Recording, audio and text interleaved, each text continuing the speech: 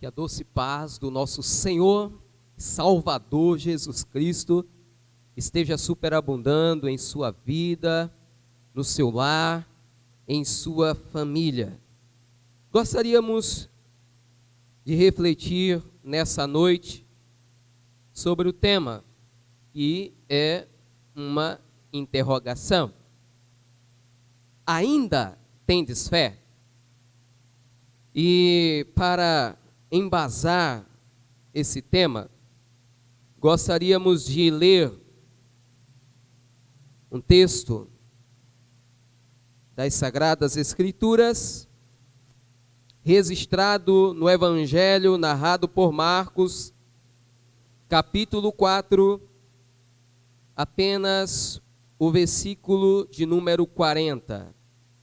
Evangelho narrado por Marcos, capítulo 4, apenas o versículo 40. Assim diz as Sagradas Escrituras. Então lhes perguntou: por que estáis tão amedrontados? Ainda não tendes fé?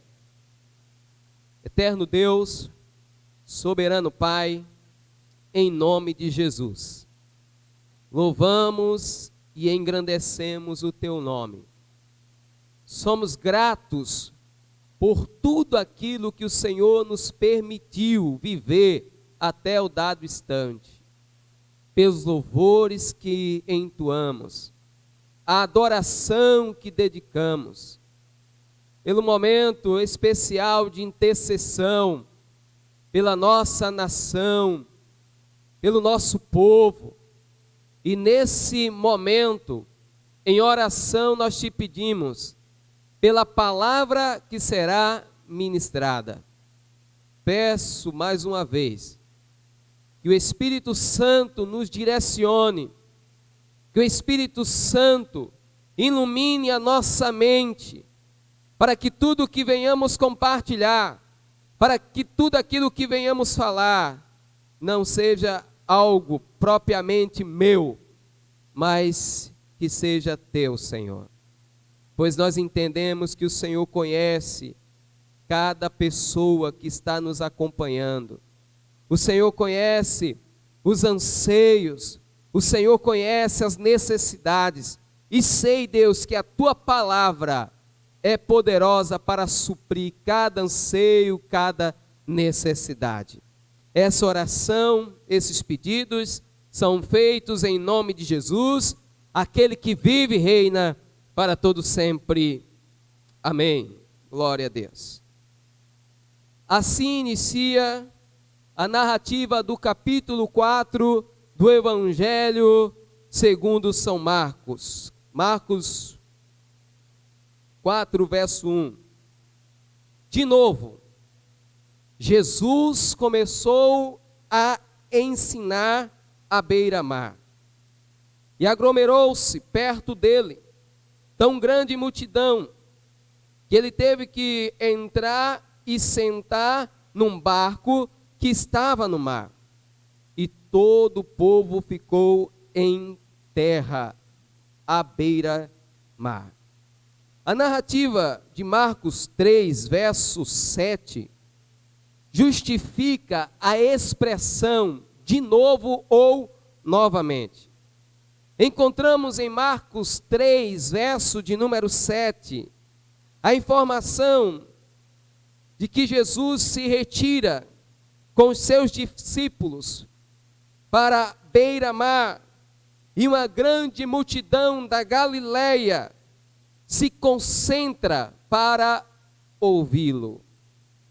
A aglomeração é tamanha que Jesus entra e senta-se num daqueles barcos e dá continuidade à sua mensagem, continua compartilhando acerca do reino de Deus.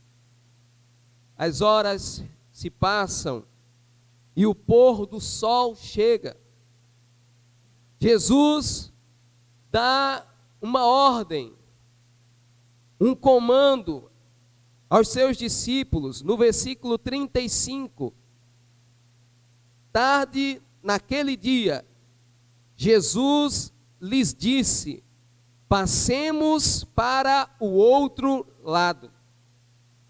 Os discípulos seguem o trajeto ordenado, traçado por Jesus, obedecem ao comando do Mestre. E em um momento dessa viagem, a narrativa bíblica nos informa que algo assustador acontece. Versículo de número 37. Levantou-se então um grande vendaval, e as ondas arremessavam-se contra o barco, de modo que ele já estava inundando. De forma frequente e súbita, rajadas de ventos fortes sobrevêm ao lago da Galileia. O perigo que corre aquele pequeno bote de pesca superlotado é eminente, é grande. Os discípulos devem ter posto em ação toda a sua experiência. Homens como Pedro, João, Tiago e André, pescadores, familiarizados com o mar, começaram a tirar a água do barco com todas as vasilhas que encontraram.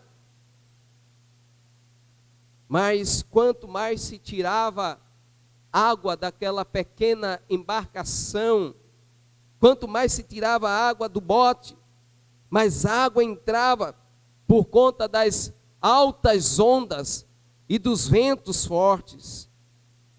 Nesse momento de agonia, de profundo desespero, eles recorrem a Jesus, que surpreendentemente estava tranquilo, dormindo. E o discurso dos discípulos foi, versículo 38, Mestre, não te importas que pereçamos? Os discípulos se queixam. O Senhor não se importa que estamos a ponto de naufragar. Esta fala, queridos, vem cheia de medo, de irritação e até podemos arriscar que de ira. A ideia aqui no texto é que Jesus estava dormindo de forma tão tranquila que eles tiveram dificuldades de acordá-lo. Lendo esse texto, eu lembro de meu pai, que tem um sono profundo, né? Quando ele pega no sono, para acordar é difícil. Lembro-me de uma situação que ficamos quase 2 horas de relógio, batendo na porta, ele dormindo, para acordar. E a ideia do texto é essa aqui: Jesus, ele está num sono tão profundo que os discípulos têm dificuldade em acordá-lo. Versículo 39. E levantando-se ele, repreendeu o vento e disse ao mar: cala-te, aquieta-te.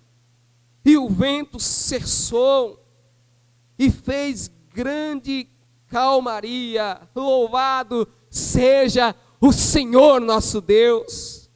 Ao comando de Jesus, o vento cessou e a calma se espalhou sobre o mar. E Jesus, ele faz 2 perguntas no versículo 40 aos discípulos. Por que estáis tão amedrontados? Ainda não tendes fé? Por que estáis tão amedrontados? Ainda não tendes fé? Essa narrativa, queridos, tem muito a nos ensinar. Eu gostaria de extrair algumas lições desse precioso trecho da palavra do Senhor. E a primeira lição extraída desse texto é a seguinte: obedeça sempre aos comandos do Mestre. Versículo 36. Tarde naquele dia, Jesus lhes disse: passemos para o outro lado. Atos 5, versículo 29, assim diz a palavra do Senhor nosso Deus: Pedro e outros apóstolos responderam: é preciso obedecer antes a Deus do que aos homens. É preciso obedecer. Há um ponto positivo para os discípulos aqui nesse texto. Eles não questionaram, eles não entraram em questão a ordem dada pelo Senhor Jesus.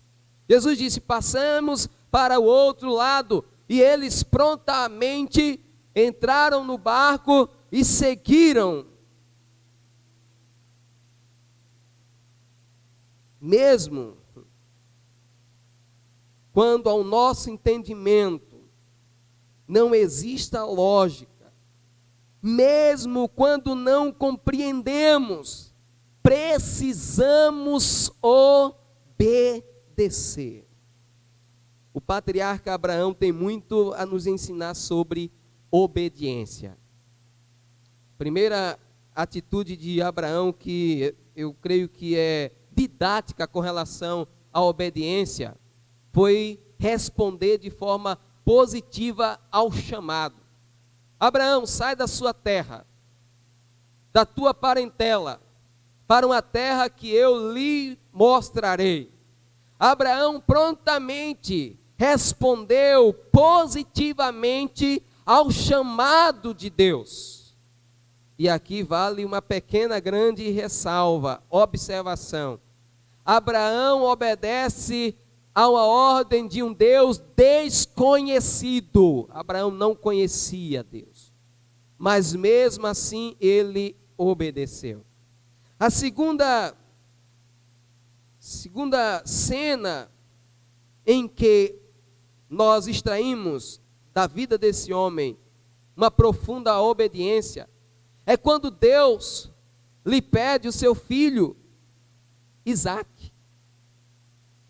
Abraão podia muito bem questionar: Senhor, eu só tenho um filho, um único filho, o filho da promessa. Ismael já havia se ausentado. Só tenho esse. Não posso. Mas nós, observando a palavra de Deus, nós entendemos que Abraão foi obediente. Pegou aquele menino, rumo à terra de Moriá, chegando no monte. Ele está pronto a sacrificar, a imolar, ergue o cutelo, e um anjo do Senhor aparece e diz as seguintes palavras: agora sei que temes ao Senhor. Primeira lição que extraímos desse texto é, queridos, obedeça sempre aos comandos do Mestre, mesmo quando você não está compreendendo. Mesmo que Deus ele peça algo incompreensível, obedeça, pois obedecer sempre é o melhor. Segunda lição que nós extraímos desse texto, dessa narrativa: nem sempre a nossa obediência a Deus nos levará a lugares tranquilos. Versículo 37. Levantou-se então um grande vendaval, e as ondas arremessavam-se contra o barco, de modo que ele já estava inundando. há uma familiaridade entre esse versículo com a mensagem compartilhada pelo apóstolo Paulo quando escreveu aos cristãos da dispersão. Tiago declara que as provações são constantes e repentinas, igual à tempestade do lago da Galileia, que ocorria de forma frequente e súbita. Ao longo da nossa trajetória cristã, ao longo da vida cristã, nós enfrentaremos problemas, nós enfrentaremos adversidades, nós seremos postos à provação. Ninguém, queridos, fica livre de tempos adversos por muito tempo. Eles acontecem quase que uma após a outra. Esses momentos jamais podem ser agendados, previstos. Nem sempre a nossa obediência a Deus nos levará a lugares tranquilos. Sadraque, Mesaque e Abednego optaram por obedecer a Deus. E onde foi que eles foram parar? Na fornalha de fogo ardente. Daniel optou por obedecer a Deus. E onde Daniel foi parar, queridos? Na cova dos leões. Nós precisamos entender que na vida cristã nós iremos passar por momentos difíceis. Nós precisamos entender, queridos, que obedecendo a Deus, mesmo obedecendo a Deus, nós iremos trilhar por lugares sombrios. Mas devemos ter a certeza que mesmo que andemos pelo vale da sombra e da morte, Deus está conosco. Terceira e última lição que nós extraímos desse texto. São diante de situações constantes e repentinas que nossa fé é testada. São diante de situações adversas, constantes e repentinas que nossa fé é testada. Versículo 40. Então lhes perguntou: por que estáis tão amedrontados? Ainda não tendes fé?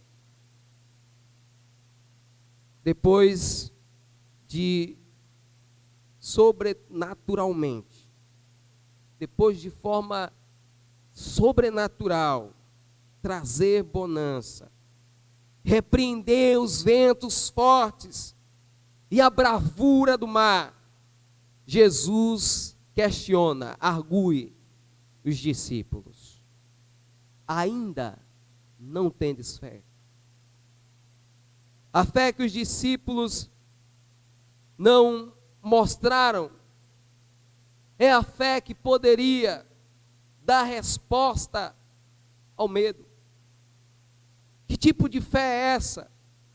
Estamos falando de confiança em Deus, de certeza de ajuda.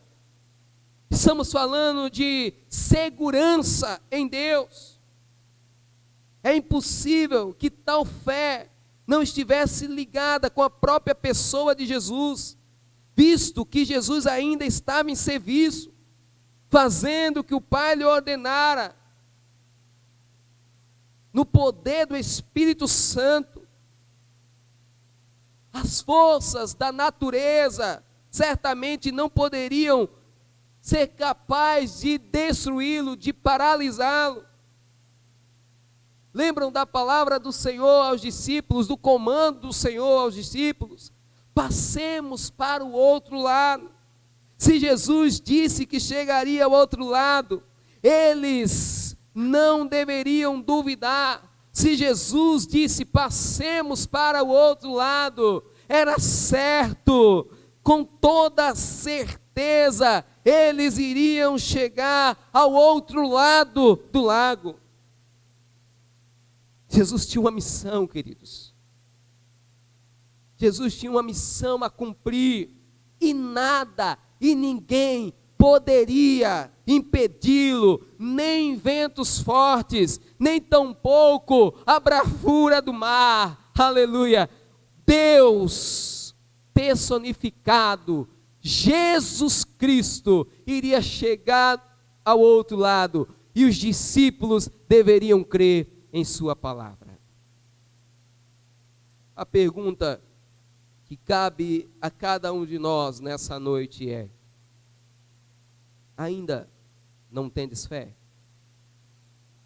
Os discípulos entraram em pânico porque a tempestade ameaçava destruir a todos, enquanto Jesus parecia despreocupado.